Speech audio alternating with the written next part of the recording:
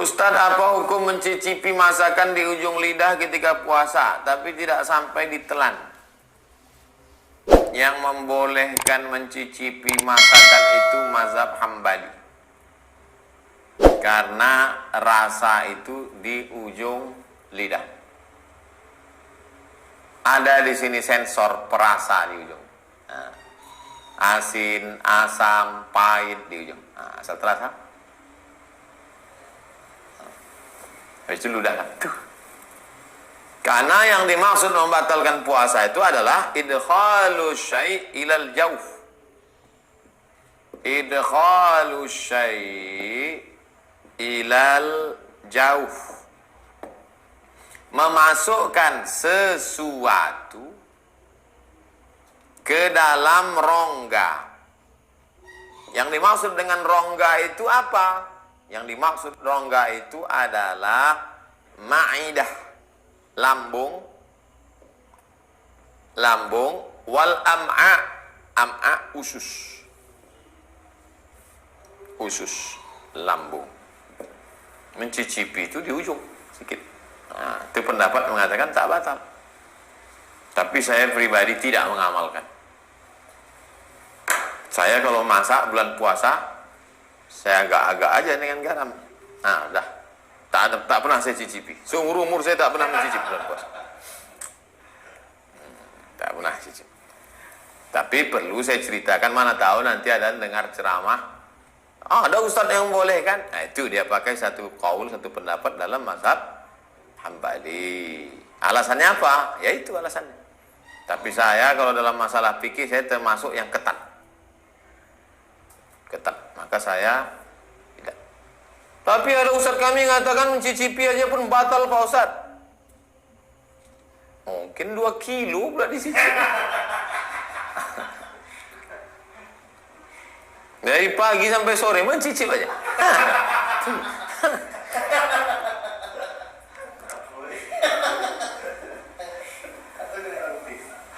4. Ustadz, bagaimana cara menghadapi suami yang sering sensitif sejak kena PHK? Memang sejak wabah corona ini, Ibu, orang sikap sensitivismenya meningkat. Orang yang kena PHK itu perlu dipahami psikologisnya sama macam orang sakit gigi. Orang sakit gigi itu senyum pun kita disangkanya ngejek dia. Senyum kita, hai, apa kau ejek-ejek aku? Nyanyi pun kita risau dia. Apalagi nyanyi lebih baik sakit gigi daripada sakit hati. Jadi ibu pandai-pandailah sekarang. Pandai-pandai. Nampak dia macam agak-agak mengamuk, jauh sedikit. Sudah agak-agak dingin, dekat. Apalagi sudah dekat azan-azan maghrib.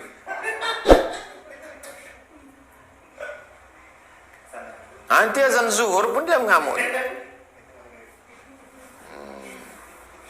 Saya yakin tidak ibu aja yang merasakan nih. Se-Indonesia, Bu.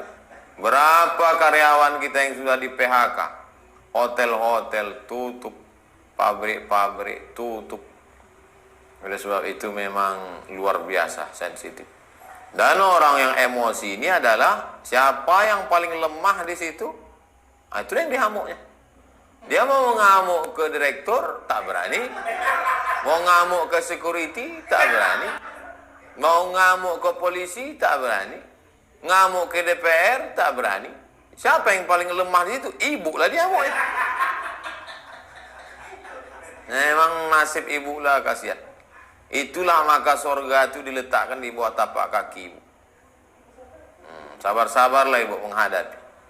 Sabar-sabar, Bu. Kalau sabar ibu menghadapi dia ini, insya Allah tenggelam dia di Laut Merah, Bu. Macam Asiyah menghadapi Fir'aun. Tidak hanya ibu yang menghadapi itu, seluruh Indonesia, Bu. Banyak-banyak bersabar, banyak-banyak berzikir. Terakhir Ibu Desi, Ustadz, bagaimana cara membebaskan diri dari perbudakan pekerjaan? Banyak sekarang orang diperbudak pekerjaan. Apa batasannya? Nih, jangan nanti besok semuanya, ini kan sekarang kerja di rumah nih, tiba-tiba ditelepon sama atasan. Assalamualaikum. Waalaikumsalam. Gimana laporan kerjaan selama di rumah? Jangan sampai kita diperbudak pekerjaan.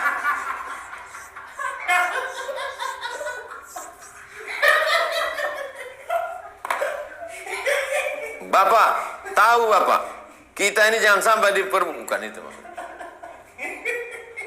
Batasannya apa? Batasannya apa? Batasannya adalah syariat Islam. Sudah azan asar. Allahu Akbar, Allahu Akbar. Dia laporan dia lagi. Bang, abang nggak sholat asar, kata bini.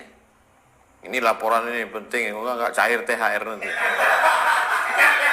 Udah hidup udah susah, jangan bikin susah. Udahlah di kantor susah, corona lagi, kau pula lagi susah. Ku lemparkan laptop ini nanti.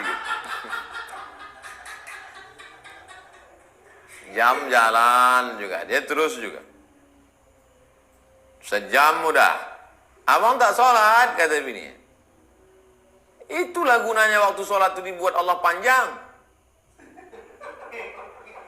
Udahlah mau azan-azan maghrib, abau. Itulah orang diperbudak jabatan. Itulah orang diperbudak kerja. Jadi batasannya dalam Islam ini ada. Batasannya bukan rasa-rasa. Batasannya itu sunnah Quran, sunnah Rasulullah SAW. Jadi kalau bapak masih rajin kerja, saya Pak Ustadz, suami saya itu rajin betul kerja, itu nampaknya diperbudak kantor dia itu. Enggak, karena dia masih tidak meninggalkan syariah. Itulah kaji kita malam ini. Besok kita akan masuk stasiun yang ke-32, namanya stasiun zikir. Rupanya kita baru bisa berzikir setelah lepas. Hanya orang merdeka saja yang bisa berzikir.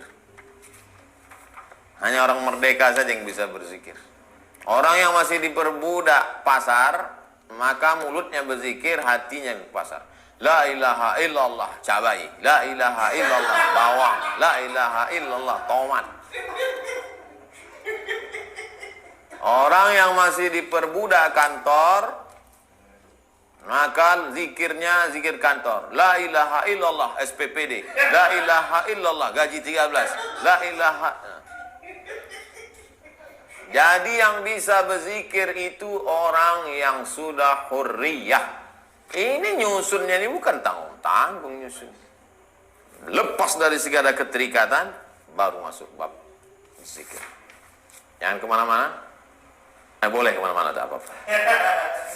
Besok kita jumpa di stasiun zikir. Terima kasih segala perhatian. Mohon maaf segala kekhilafan. Subhanakallahumma wa bihamdika asyhadu an la ilaha illa anta astaghfiruka wa atubu ilaik. Wa sallallahu ala sayyidina wa syafi'ina wa zukhrina wa maulana Muhammad wa ala alihi wa sahbihi wasallam walhamdulillah rabbil alamin. Assalamualaikum warahmatullahi wabarakatuh.